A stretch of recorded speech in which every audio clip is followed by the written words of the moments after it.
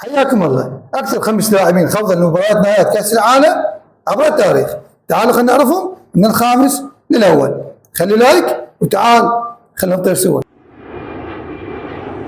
بالمرتبه الخامسه الاسطوره كريستيانو رونالدو صاحب 22 مباراه. بالمرتبه الرابعه اسطوره ايطاليا والدفاع اللاعب بارو مالديني صاحب 23 مباراه.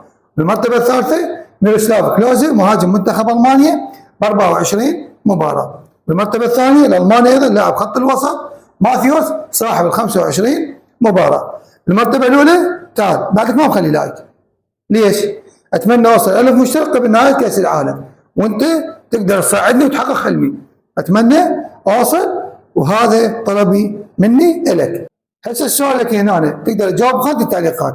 من الاقرب لنيل بطوله كاس العالم بين الاسطوره ليونيل ميسي مع الارجنتين وكريستيانو رونالدو مع البرتغال؟ مع العلم انا ثلاثه ما ارشحهم، ارشح منتخب فرنسا. انت وياي لو ضدي؟ اكتب بالتعليقات. ويلا تعالوا نهبط.